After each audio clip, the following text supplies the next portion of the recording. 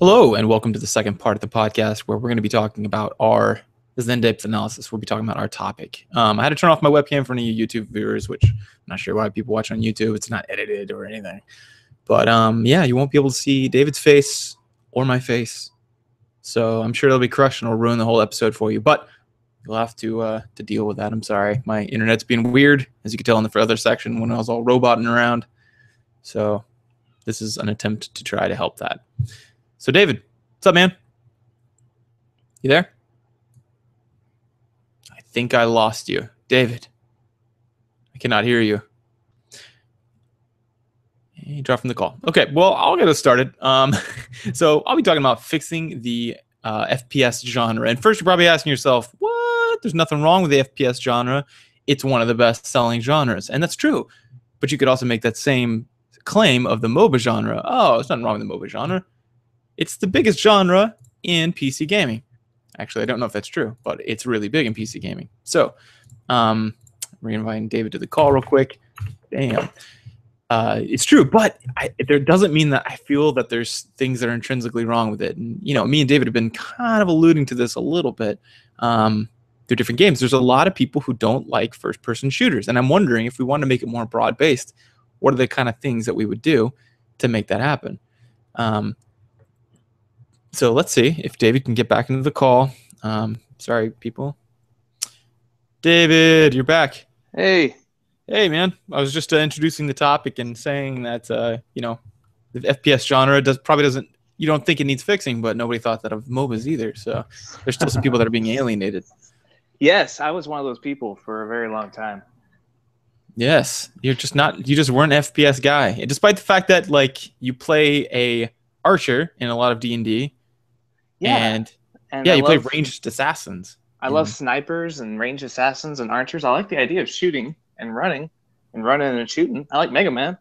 He's just running and shooting all the time. Yeah, I'm very comfortable with ranged.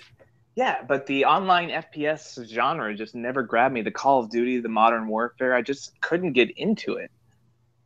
So what do you think it was? Was it the content? You weren't in the military, and you probably not really big on guns. I'm sure you're not like, yeah, dude, there's a new M4 type coming out. Yes, I rarely know what those numbers mean when people talk about them, but I don't know. I've been thinking about the things that I didn't like about shooters, and the first thing that I really hated was the community, just the online, the fat asshole, the Xbox Live kind of just random people who yell at you with squeaky voices community. Yeah, there's a lot of that. Yes, except in Splatoon. Because but why? How do they get around that? First of all, there's no voice comms in the thing. So you can't hear what anyone's saying. Because there's probably, angry people at some point, I'm sure. I guess. I don't know. You get less angry, but we'll talk about that later. But also, whenever you go in wearing a clown costume, you know what I mean? It's kind of hard to take yourself too seriously. Yes, we talked about swatting, the phenomenon of swatting. This is the kind of stuff that that online gaming has become known for. Is just people being total dicks to each other through the headsets. Mm-hmm. And I don't know. I remember reading a review of Splatoon. It was one flaw is that this multiplayer shooter has no voice chat. Immediately, I'm downloading that game. I'm like, yes, please. That's a great flaw. I wish I would have it. Yeah, people have asked the same thing about Heroes of the Storm, and if there's a community that's even worse than that, it's going to be either fighter or MOBAs. So I was like, nope, don't want that. But yeah, I think the voice option is good. Also, you can't take yourself seriously if you play a game like that. There are certain communities and certain games where if you take yourself seriously, if you want to be an uber super sniper in super army gear, then you could go to Call of Duty. It's fun, but it also there's this thing in jiu-jitsu we call the douchebag filter, and basically it's having to lose all the time at the beginning. You just never win. You don't win you don't submit anyone for a long time, and so you have to be okay with not being a huge badass. So douchebags come in, they're like, let's roll, and we just destroy them, and then they're like, this sucks, it's dumb, I'm not gonna ever fight anyone who knows jiu-jitsu, it's stupid, and they leave. And there's just none of that in like some of these other genres. But I think Right. like the weird aesthetic and like the goofy music and the stupidity of the game of Splatoon like filters that out. Yeah, and not only does the weird aesthetic filter out the douchebags, but it also kind of saves us from this. I was reading a Cracked article the other day about things that shooters are doing wrong recently, and one of them is about this kind of race to the top. This kind of he describes it as a Cold War Huh. over graphics, over realism. So everything is just like, the last generation game, you had blood on you, but now you get some dirt on you as well. And it's just like these small incremental movements towards more photorealism, Hmm. until you're getting like Kevin Spacey and just like trying to make it into a gritty movie. Yeah. But they're not. If you put your budget into these kind of like this Cold War of like how much dirt can I put on the tank, you're taking budget away from gameplay elements because you can't develop everything optimally. You have to make choices when you're making a game. And so Splatoon actually uses the goofiness of that clown-like colorful graphicness. They use that as their gameplay mechanic. So not only are you spreading like colorful yellow ink everywhere, but you also get to swim around in it. It adds to the mechanics of the game. So I think it's a nice break from this race to the top of who's got the most photorealistic Kevin Spacey. Yeah, so there's definitely that, especially with the military shooters. But then you get things like uh, Team Fortress 2, for example, really big game on NPCs at least for first-person shooters, and it doesn't take itself too seriously. It's got a silly, like, whimsical aesthetic, or not whimsical, but caricatures, cartoonish, kind of thing. And Yeah, so I think that helps, but I think there's still douchebags that play it. yeah. Um, And it's not just the douchebag element that turns me off to shooters, though. It's also, I don't know, a lot of it's boring. Like, remember back in Counter Strike? yeah. I would get bored because so much of it was just running to where the fighting is. Like, Mm. I think Team Fortress lets you build teleporters to kind of avoid that, but a lot of games, it's about like coming back from spawn and running across the terrain to get to where your team is. Yeah, they've gotten a little better about that. You remember Battlefield 1942? Yes. You would spawn literally on the other side of the country, and like you'd have to get in a vehicle and drive, and then get sniped. You're like, oh, that was fun. I'll get back in my vehicle now and drive across the country again. But yeah, hey, you still there? Sorry, mic muted. My goodness, I think we lost David again. But yeah, he's talking about smaller maps. First of all, is something that shooters I think have been trending towards. And if it's not, they tried epic size scales. You get things like PlanetSide 2. I don't know how familiar you are with PlanetSide 2. Did you play PlanetSide 2, David? No, I didn't, but it seemed like one of those vast games where it's just like a giant arena. It is, yeah, and they're getting pretty good about like deploying a vehicle where you could teleport to that vehicle. But if that thing gets blown up, and of course that's the first tactical thing you want to take out, right? You don't want them being there quickly. Um, yeah, it takes out the game. So then the first tactical objective is to take out their teleporter, which takes out the first fun objective, right? To be able to teleport straight into the fight. Right. So it's almost like the point of the game is to take the fun out. So Right. how can you get around that though? So one thing that Splatoon does is instead of first of all, they've got the ink mechanic, but they also have a thing where you can teleport to any of your friends. So like say I just get killed, right? Because I'm a crazy ink rolling man and I'm just rolling around rolling ink. And that you tend not to live long because when people notice what you're doing, they just shoot you. And you're like, ah. Yeah. So I die. You don't bring a paint roller to a Splatoon fight, right? Yeah. Yeah. It's like bringing a knife to a gunfight, except your knife is covered in paint. So it's worse somehow. Somehow. But then I just go, oh man, I want to be where Jeremiah is right now, and I just find your icon on my freaking gamepad, and I just press my finger to it, and I launch like a majestic squid in flight into the air, and I land right Tentacles next to writhing. you. Tentacles writhing in anticipation of the fight I'm about to be involved in with my friends, and I land like right next to you, and then suddenly reinforcements are back, so you lose all this kind of downtime of running back to the where your friends are. Yeah, that mechanic, I was like, well, that's gonna be broken, but it's not. Like, you still got a death timer. It's really short though, and then you just teleport straight back in. But everybody's doing that. It's actually it worked out. I was very skeptical of it when I heard you could just click on a person and teleport to them, but no, I mean I think it's fine. Yeah, it's really fun, and it keeps it like constantly furious, and also the pace is constantly up. And also, since the one thing, okay, so the thing that stops me from teleporting to the front lines every time, if I don't have like a front lines weapon like the paint roller, is we also have to go back to cover some of our area to paint it, right? Or you get these crazy paint rollers getting deep into your territory and you have to collapse on them. Right. So like, it's not always advantageous. In fact, a lot of times it's not. It's just to click the furthest forward you can. Yeah, because you're not, unlike other, it's a really tired genre when it's a matter of like capture the flag or, killing everybody else. Like, I feel like it's almost snowballing, right? Like you're going to lose position, you keep falling back, and eventually you're just fighting them on your doorstep. Mm-hmm.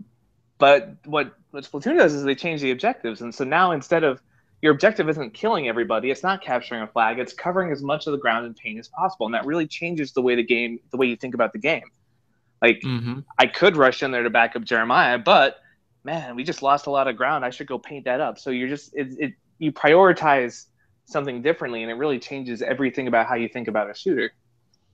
Yeah, and it's smart because, like, okay, so in some sports, like combat sports, the point is to defeat your opponent, right? It's competitive, right? But then, like in basketball, the point is to get the most amount of points. Taking an opponent out of the game, the lane of play by like blocking them out, or in football, whenever you block out a line of defense, it's the secondary objective is to stop your opponent. The first objective is to get points. Right. If there's a way to get points without stopping your opponent, you do it. Like kicking a field goal.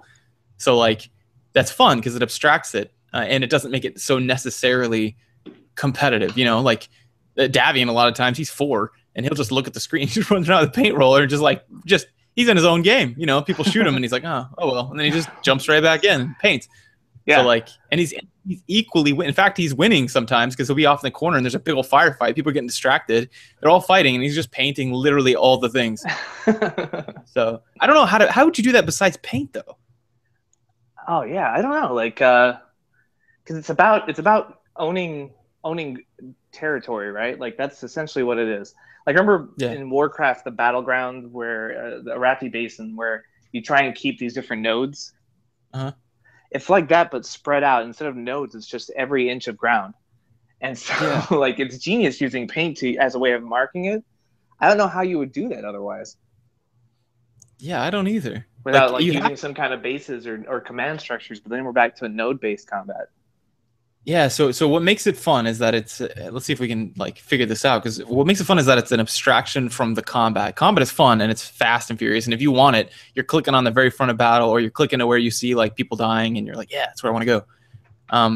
So that's fun, but there's also like, I don't know, it's the point, like we were saying before, is to cover ground. It's some other objective. So you could do that by like, I mean, man, I don't know, controlling space. Like maybe you've got like a shield bearer where like, oh yeah, there could be a class where like, oh, this would be cool. Like you had a big old shield, right? You actually don't even have a gun, or maybe you got a pistol. And you and the other guy, let's say you and I are both shield bearers, let's call them that. And we have these generators on our backpack, and the generators, they connect to each other. So however, if we're close enough, you know, this lightning arc or something, and everything behind us we own or something like that. You know what I mean? Yeah. So we're just constantly trying to push ourselves forward while people cover us. Yeah. Yeah. So it's like this. Yeah. It's almost like a rugby almost, but you know, it's still owning, I don't know. And then you could get like people infiltrating in, I don't know. Yeah. I'm trying to think about zone control. Thinking about what also makes this game fun for me is think about the last, what's the other first person shooter I really loved? Call of Duty.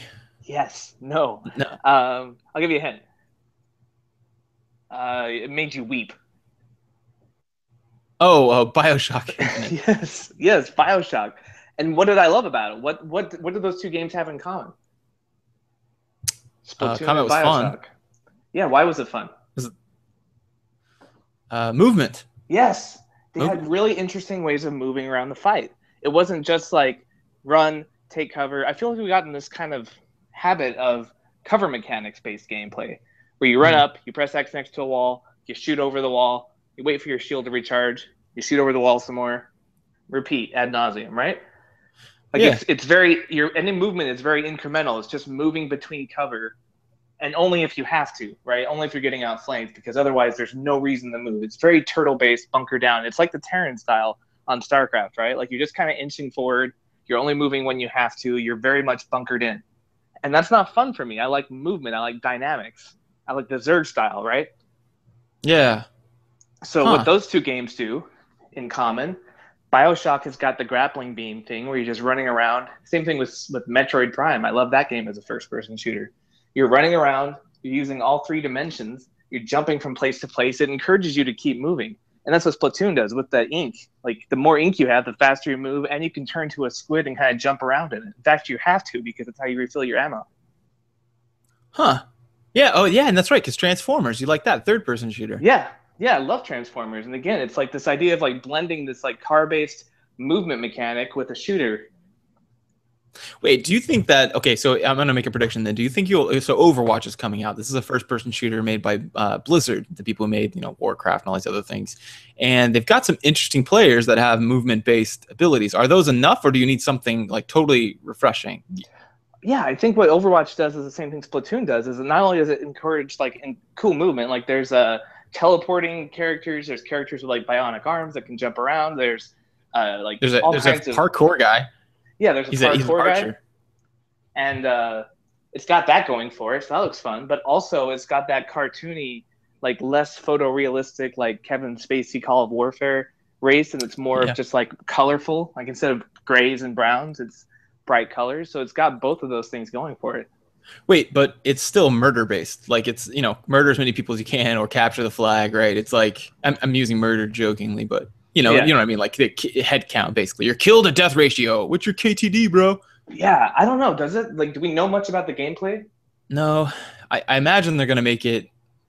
I don't know. I know they're drawing heavily, like Heroes and Overwatch are drawing heavily from each other, Uh because huh. they're both like squad based tactical brawlers. Like you encourage a lot of fighting. Right. So And why do I like Heroes more than League of Legends? It's because it's not just kill based. There's map objectives and random things to do, and each map has its own different game style.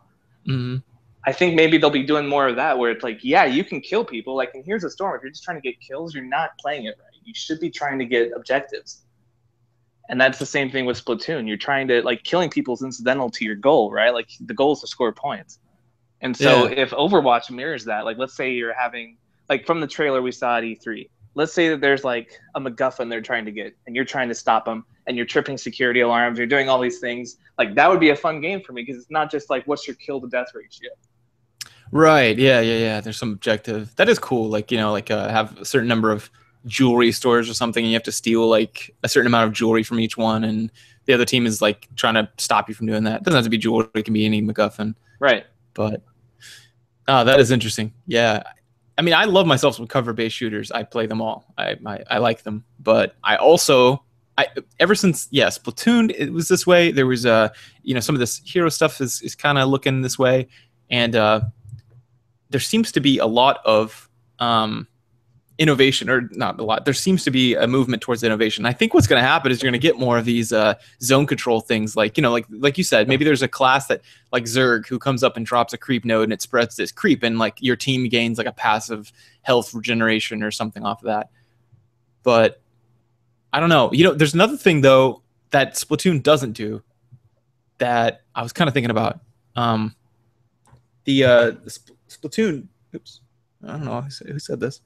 Someone said they're gonna watch. Anyway, Splatoon doesn't force you to be a team. You can kind of do whatever you want.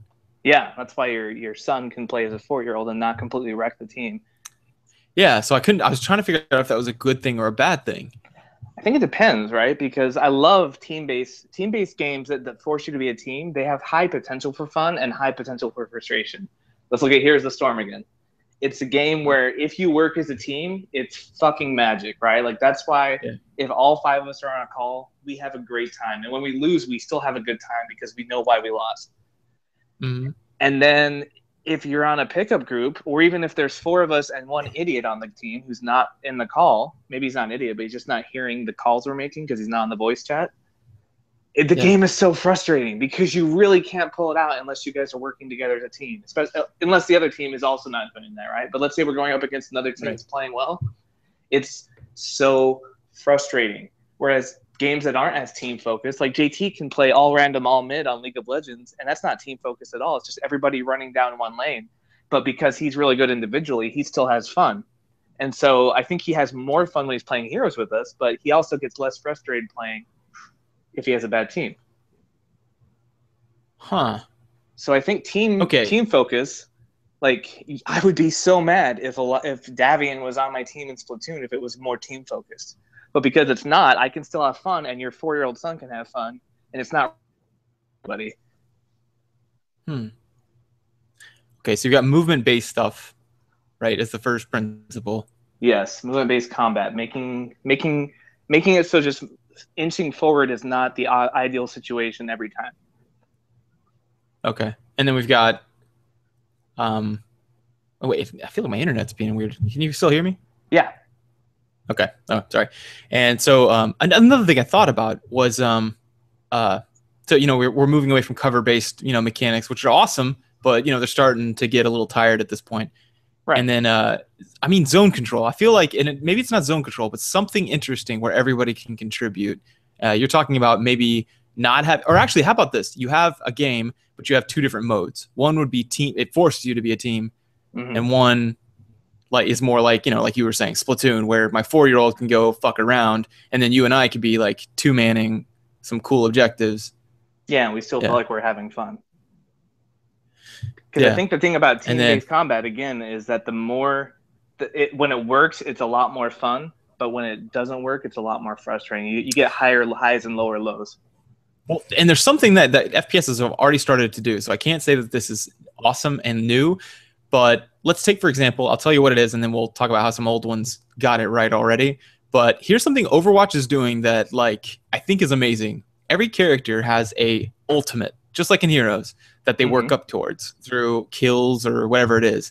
And that there's a moment where it's this, those awe moments, and it gives you a tool that you don't like. Okay, so like your regular shooter. So like, let's say you've got a pistol. Let's say everyone starts with a pistol. It's, I don't know, GoldenEye or something. Right. And you run around. Pretty soon you exhaust all of the possibilities you can do with a pistol. You can shoot someone in the head when you come out of, you turn a corner, you shoot someone right away. You're like, oh, that was a new concept. You shoot someone from a long ways away, and you're like, oh, I guess I can snipe with the pistol if I hit them just right. You get like mid-range combat. But eventually, you get shooting the novelty down. runs out because you've tried every kind of permutation of pistol play. Yeah, but if you've got some restricted, it sounds like your parents are home. Yes. If you've, he's visiting his parents, people. That's why that sounded. So you've got some restricted weapon that's not only like awe-inspiring and it can turn the battle if everyone uses it at the same time, but you've also got something that you can't. It lengthens the novelty of a certain weapon. There are always situations where you haven't used that thing in that way, and older FPSs have done this. Like you get like in a Call of Duty or even Battlefield, you get these like you can launch a UAV or like something like that, or limited ammunition, or things like an a fire RPG. strike or a helicopter or something. But the more kills you get, the bigger guns you can call in. Yeah, and I don't know about that because that makes it more snowbally, doesn't it? I think maybe like time-based or something. Yeah, or like Splatoon has like smaller, like it's not game changing. Like you'll earn up a special move like your force fields or the Banshee moves, but it's not going to win the game, or it's not going to make you invulnerable for more than a couple of seconds. It's not like a huge thing. It's just fun when you pull it off. It's a novel thing. Yeah, exactly. You see someone running at you down a corridor in let's say Counter-Strike. I know exactly how I'm going to handle that considering what weapon I have. Let's say I've got an Uzi. Then I know exactly what to do. I've done this a trillion times. But like if they're coming at you, all of a sudden they pop a shield and you're like, oh shit, this guy has the shield ult. Or special ability. Oh fuck, what do I do? It's a new situation, and we consider those fun. We already talked about how the brain behaves in those situations. Right. So I think that's good. Definitely these, I don't know, time-based or some kind of periodic, but not all the time, cool trick you can do. And I think Overwatch is shaping up to have those, right? Because every character looks like they're gonna have some kind of signature ability they can do. Yeah, and I love the idea. Man, this is the coolest part. Team Fortress 2 did this well, where you've got a character called the Scout who can run and jump. He can double jump. He's really like squirrely. He's good at positioning himself places. And then you've got like the slow, the heavy. I keep calling him tank, but yeah, the heavy. There you go. And you're real slow, but when you get there, you are a mobile gun platform. Like you're here and you're gonna do some damage, hopefully. Right. And I like in Overwatch what we've seen is one guy's like a parkour guy and he's got an arrow. It's a really good. It's almost like a sniper rifle, but it It's not, because sniper rifle is point click, the guy's dead if you hit him right. This one's a shoot, and it's like depending on how far away they are, you know what I mean? It's actual real time shooting through the air. So to hit someone in the head who's flying is almost impossible if they're flying at any obtuse angle. But when you do it, it's like whoa.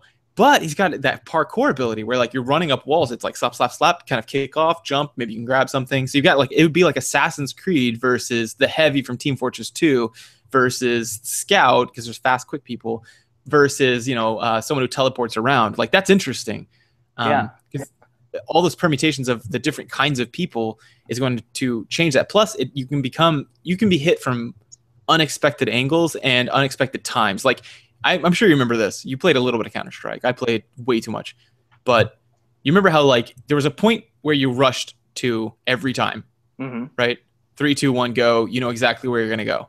Right. But whenever people are moving at different speeds and in different three-dimensional space, it could be a lot different. You're like, well, shit. I mean, it depends. Did they get, a teleport guy? What about a parkour guy? And then he could be up on this roof, Yeah.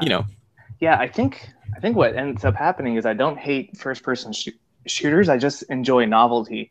And these Call of Duty Modern Warfare games are so similar to each other that eventually I just checked out after the first couple. Dude, I think you're right, because think about StarCraft, remember? When it first came out, we played it quite a bit, especially in Brood War days. We didn't know about builds or anything. And then once what builds... made me stop? Yeah, we were introduced to builds and predictability and the same old thing over and over. Yeah. Once we learned that there were like, let's say there's 20 builds and there's 20 counters. And once you learn them and you know which one to use, then it just becomes a game of chess to me, which isn't interesting. It's not novel. The queen's always going to behave like a queen. The knight's always going to behave like a knight. Right. Yeah, exactly. The same thing with chess. I thought I loved chess. I was like, this is so fun. But then JT, who was actually, he was doing chess when he was in diapers, and he knows like the openings and the responses. And I started playing with him, and he's like, oh, you're doing this move? I'm like, I don't know. I guess I am. And he's like, yeah, well, the answer is this. And I'm like, oh, wait, people have already figured this out. There's like a finite set. And he's like, yeah, it's pretty small. It's why computers are really good at chess. Right. Exactly. But like creativity, like once you give a bunch of novel tools with like a bunch of novel timers and 3D space, unpredictability, that's where people who have, and this is the psychology part of it, who have fluid reasoning, who are good at fluid reasoning, are going to love, because they're going to do well at. All right, so explain fluid reasoning. Oh, okay, yeah. So in intelligence, there's two well-respected theories. There's some others, but the ones that IQ tests are based on are two different ones. It's either the Cattell-Horn, the CHC nowadays, but let's say Cattell-Horn, and this idea of like a G intelligence. A G intelligence is just like your, this idea of like raw processing power, right? Like what it is. But then people start to realize, wait, no, intelligence is more than that. It's about not only the size of your engine, but what you're working with. So like you've got this, it's like, oh, David, for example, is quote unquote smart. I used to say quote unquote because he's not actually smart. Yeah, no, I'm kidding. It's a hypothetical. No. People are like, he's smart, and then you're trying to parse away what that means. You mean like you're like, well, do you mean that he knows a lot of things, or that if I put him in a puzzle room like in Saw, he'd get his way out? Am I knowledgeable? Can I figure out a Rubik's Cube, which is just a series of memorizations? It's like a party trick, so it's like chess in that way. Like, what does it mean to be smart? Yeah, so like take like Good Will Hunting. He had very good what we call fluid reasoning, which means he's very good at solving puzzles, and he's quick-witted, and you know what I mean. Like this is like your house archetype where you can like connect the dots of the case and like banter. Exactly. Yeah, and there's ways to measure that. One example would be Raven matrices, or like these ones that say, look, it's a square. Oh, the square is a little different because it has a dot in it, and then in the third box, it's in the bottom left, it's like, oh well, here's a rectangle. And what happens in the fourth part? Oh, you put a little circle in it or whatever, right? It's a pattern, and then you recognize that pattern and you kind of abstract it and apply it to a new situation. That's called fluid reasoning. Crystallized knowledge or crystallized intelligence means what you've already attained. So like the information in your head. So your fuel, right? You got your engine and you got your fuel. Yeah, and it's like what they'll test on a GRE, right? Like math, and your quantitative reasoning, your qualitative reasoning, like stuff like that. Yeah. So what does this have to do with FPSs and games? Well, here's the thing. Two things. You become So there's a reward center in our brain and a reward circuitry, and there's different ways to get around it. But the point is this: you get a little buzz in your reward center whenever you pull something that's appropriate from your crystallized intelligence and you apply it correctly to the situation. Obviously, there's an evolutionary advantage to that. Like, oh, wait, how do I get this banana from the tree? Wait, I remember doing that thing or seeing the other person do that thing. I remember seeing a pear fall from a tree in this way. I can apply that. Exactly. Yeah. So that's crystallized intelligence. It's good to know all those things and to be able to retrieve them in the appropriate situations. Now, then there's fluid reasoning, which is like, what the fuck is that thing? I don't even know, but it's got a banana in it. Oh, it's a weird contraption. I got to find my way through it. And you also get a buzz in your reward center whenever you solve those kind of problems. As it turns out, they're a little higher. So we have a evolutionary, or not evolutionary, a biological imperative to solve new problems rather than just apply the old knowledge, which is what we describe that as fun. So it's not as fun whenever we use crystallized knowledge to solve a problem. In other words, let's say a build in StarCraft or in chess doing the same thing, or in Counter-Strike, when you nade that certain corner, you always nade because it, reliably results in some kind of winning scenario. But instead, you go, what the fuck am I? Like a new map comes out in Counter-Strike. Now you're using your fluid reasoning. And as it turns out, like I said, you get more dopamine in your nucleus accumbens or your happy center. You get more activity whenever you are solve a new situation. So that's why we're really lamenting about these, 3D spaces, movement, timers, things to keep you on your toes, things to keep you solving new problems. Because we see them as more fun. And so let's introduce that into the FPS the FPS genre, because it's really suffering right now as far as everybody kind of points to it for like AAA titles and like boredom, with no novel ideas. So that's kind of why we're picking on it. And the fact that Splatoon everybody everywhere is getting all these accolades because of the fact, people are like, oh, here's good things. And I'm like, yeah, because it did something radically new. So yeah, it's like, and one way you can get a cheap return of investment on this novelty is by investing in maps. It seems like a low budget way of adding new elements to the game. Like Splatoon is always constantly adding new maps. Here's the Storm, always new maps coming out. And it really changes the way, without having to add a whole new mechanic or a whole new character, it changes the way we look at the encounters. Exactly. Yeah. Introduce variability, and variability not just of one thing, because Splatoon did something right? Obviously, it's very fun. It's getting great reviews. People are frigging out about it. Great. Whatever. Fine. It's the flavor of the week. But let's say a year from now, if it's still Splatoon, no one's going to love it because they figured it out. It's all crystallized knowledge at that point. You're getting very little buzzing in your reward center. It's not quote unquote fun. We subjectively say fun. So what it has to do is constantly update with weird new things. Like that's what Heroes of the Storm does really well. And, League of Legends does this as well. Dota as well. They introduce new characters. But the thing about Heroes is that they're trying to do it once every 4 weeks. So once a month, they're going to release a new character. And that just because of the complexity of like how you change. And, you see a new character, you have to figure them out with your favorite characters. Those are all new situations. You're still seeing it as fun. And new maps too. Wow. Then you've got a context in which you can understand the character interactions.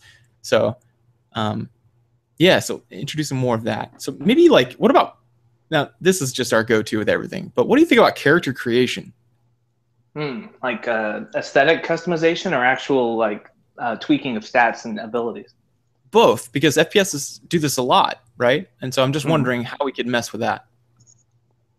Yeah, I think the more control you have over what your character looks like and plays like, the more fun it's going to be. And that's something that's not really being explored a lot. Like in Splatoon, you can choose if you're a boy or a girl. Actually, if you're a girl or a boy, it actually gives you girl as the default option, which I thought was a fun little touch vis-a-vis feminism in video games. Oh yeah, but they're still getting it totally wrong. Just asking Anita Sarkeesian. She plays all kinds of games, and she's a media critic. She's got a master's degree in what, criticizing media? No, it's a master's degree in communications, but close. Oh, okay. So it's a fucking joke.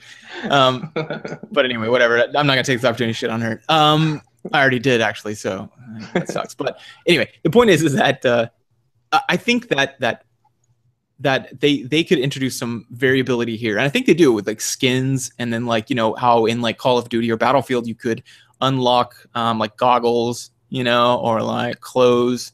I think that's really smart and we should keep that. But I was just wondering if we could spice that up if there's any way to do that. Right. Well, like you could tweak the way the characters work. Like in Splatoon, they're constantly adding new weapons with different stats and different abilities and different sub skills, which is kind of how you customize your weapons. But you could also make a system that's where the characters have innate abilities like that. Like you want to be a lanky guy. Okay, he's better at running and jumping, but he can't carry as much gear. And so like the way you build your character will actually add different skills and subsets to him. Uh-huh. So I don't know. I think that could be an interesting level of customization. well, okay.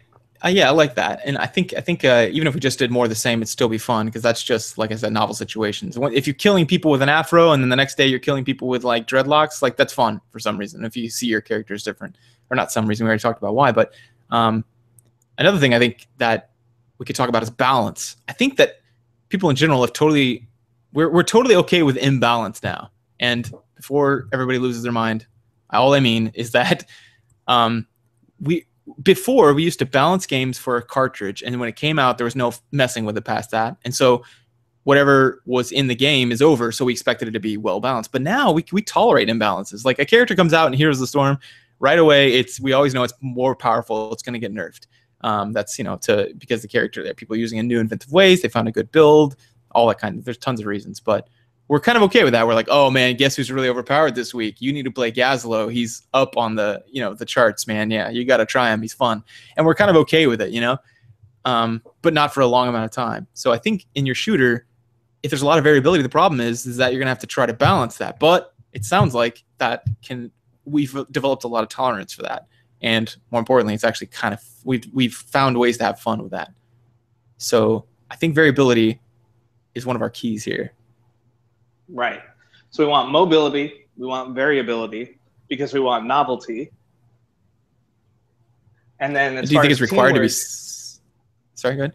I was going to say, as far as teamwork goes, we want maybe two modes of gameplay, one that's very team-focused and one that you can just kind of all random all the time have fun with. Yeah, definitely. And I like how you can, like in Hearthstone, I'm using a lot of Blizzard examples because I play a lot of Blizzard games, so you'll have to forgive me, but I'm sure people are like yelling into their, phones right now, different games that do this. But, you've got competitive and non-competitive ladders, and then like, queuing with one person or a lot of people. It needs to try to keep that kind of indifferent. Don't let your food touch too much on your plate on those, let people like jump into a co-op game versus AI or something, or whatever. Right, or games like Splatoon or Heroes of the Storm will unlock like a hardcore competitive mode that you can play once you reach a certain level. Yeah, the tryhards. Yeah. Yeah. But what else about the FPS? I don't know. I think we're just fetishizing military stuff so much, and we need to settle down with that. Like, I get it. Military stuff is cool. I got to play a lot of fun toys, but I feel like you don't support troops. That's a good point. I don't support the troops. But now that the war is kind of like over, we'll say it's over. I think without all that in the news, we're going to start moving into different genres as like our AAA titles. So, yeah, I think there's always going to be room for storming Normandy, but there's only so many times I can do that before. I don't know. Maybe not. I still enjoy the Battle of Hoth. Like every time a new Star Wars game comes out, I look forward to tripping up an AT-AT with my speeder. So maybe there's still room for more Normandy D-Day levels. Have you seen that little? It's like a GIF. It's not a GIF because it has sounds. I think it's a YouTube clip or something. It's just a little media clip where it's got this guy running in the trenches in Hoth, right? And you're like a rebel snow trooper, right? Or troop member, and you're running through, and he shoots a couple of these, snow stormtroopers, which, by the way, are some of the coolest stormtroopers. You shoot them, and you're like, yeah, and he goes, and you hear the lightsaber, and so the guy turns around, and Darth Vader's just standing on the edge of the trench, looking down at him, and it's supposed to be this menacing moment, but somebody did the extra. But the surprise motherfucker, that one with the black guy who catches Dexter finally. Anyway, it says that, and then it's game over. But oh man, that's that reminds me of that. Yeah. But watching it, yeah, you're right. If you put a reskin on an old nostalgic kind of moment, then yeah, I'm gonna play the shit out of that. Yeah, but we're not talking about reskinning Star Wars things. We're really good actually it looks like it incorporates some of our ideas too. They've got like mobility, like a lot of the troopers have these little jetpacks they can use to just hop around and come at you from different angles. They've got the different vehicles. They've got like a team focus. Like, I don't know. It seems like maybe I'm looking at it through nostalgia colored glasses because I love Star Wars so much, but I think a lot of what we're talking about might show up in that new Battlefront. Mm. So I don't know. This week has been more about like me trying to figure out why I don't like most shooters, but like some of them. And those are just some of the common themes we've come up with.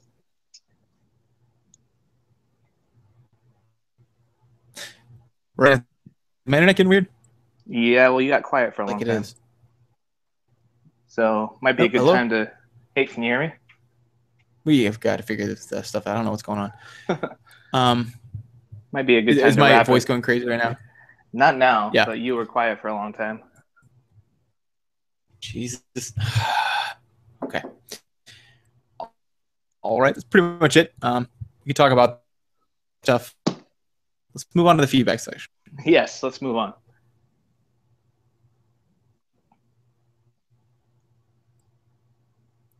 Fuck.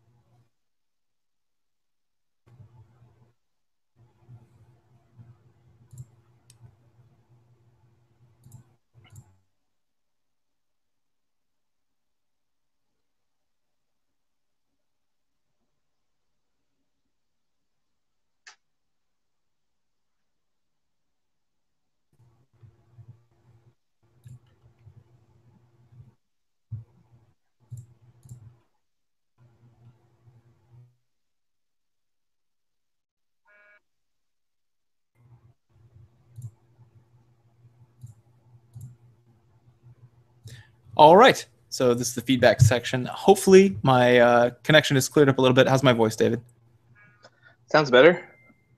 Okay. Very sorry about that. Don't know what's going on. Mississippi sucks. That's the takeaway. Yeah. So feedback. We did get a review in iTunes Store. Yes, it's our favorite place for them.